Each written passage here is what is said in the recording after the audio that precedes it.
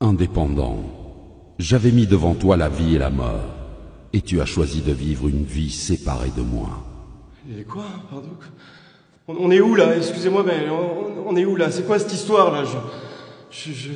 Ça existe pas tout ça, c'est un rêve ou quoi là? Je suis où là? Je t'avais envoyé des personnes te parler de Jésus, mais à cause de ton endurcissement de cœur et ton refus de changer, tu as persisté dans la mauvaise voie. Attendez, quelle mauvaise voie là? Quelle mauvaise voie? Attendez, j'ai fait plein de bonnes choses dans ma vie. Moi, j'ai construit des orphelinats, j'ai aidé plein de gens autour de moi, j'ai adopté des enfants, j'ai jamais tué personne, moi. Mais qu'en est-il de ces bonnes œuvres? On m'a dit que vous étiez miséricordieux. Indépendant tenta de se justifier en relatant ses bonnes œuvres sur terre. Cependant, c'est par la grâce que nous sommes sauvés par le moyen de la foi. Ce n'est point par les œuvres, afin que personne ne se glorifie. La sentence était irrévocable pour lui. Écoutez-moi, personne m'a dit que j'allais aller en enfer si je n'acceptais pas Jésus, si je ne croyais pas en Jésus. Personne me l'a dit, ça. Non. Je ne savais pas ce qui allait se passer. Laissez-moi me justifier au moins. Laissez-moi me justifier, je veux pas aller en enfer. Écoutez-moi! Ah! Hervé est mort d'insolation. Une après-midi de forte chaleur sur son lieu de travail. Quelques jours avant son décès, un jeune passant l'a évangélisé en lui remettant une carte oserjesus.com. Il ne réalisait pas, mais le fait d'avoir cru au Seigneur Jésus dans son cœur et de l'avoir confessé de sa bouche lui vaudra de passer le reste de sa vie dans le paradis de Dieu. On l'appellera Dernière Minute. C'est donc le regard dubitatif que Dernière Minute se présenta devant le trône. Dernière minute. Je t'avais appelé à faire de grandes choses durant ta mission terrestre. Mais je connais rien à tout ça, moi. J'ai croisé ce jeune dans la rue, il y a quelques semaines, qui m'a parlé de Jésus, qui m'a dit que Jésus est mort par amour pour moi, de mon identité en Christ. Et naturellement, j'ai cru à cette parole. Aujourd'hui, je suis là, mais je vous assure que si on m'avait dit ça plus tôt, j'aurais gagné énormément de temps dans ma vie. J'aurais accompli les plans qui étaient prévus pour moi. Pourquoi tous ceux qui croient en toi ne témoignent pas de leur foi? Pourquoi? En effet, quiconque invoquera le nom du Seigneur sera sauvé. Dernière Minute a fait le bon choix, peu de temps avant sa mort. En répondant à cet appel au cours de sa vie, son âme sera dans le repos pour l'éternité. Mais chacun recevra sa propre récompense, selon son propre travail. Voilà pourquoi les portes du paradis lui seront ouvertes, mais aucune récompense ne lui sera accordée. Éléonore est morte sur un lit d'hôpital lors d'une opération. Durant sa vie, elle a accepté Jésus et elle était zélée pour le Seigneur. Elle avait un titre important au sein de l'Église. Elle prêchait la parole constamment.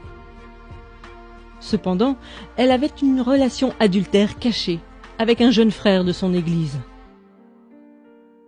Elle a cru que le fait d'être utilisée par Dieu lui permettrait d'obtenir son passeport pour l'éternité. On l'appellera Double Vie. Double vie. Tu avais pourtant bien commencé la course. Pourquoi ton cœur s'est-il éloigné de moi? Mais Père, comment ça mon cœur s'est éloigné de toi?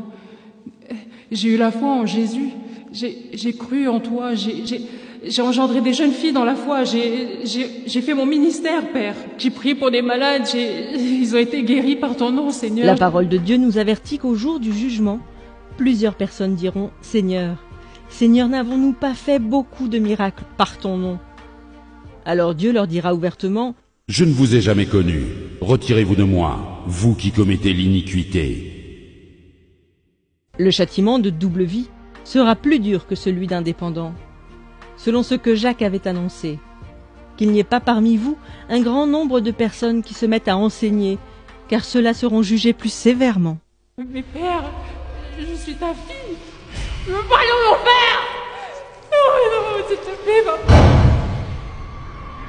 Brigitte a été emportée par la mort dans son sommeil au crépuscule de ses vieux jours.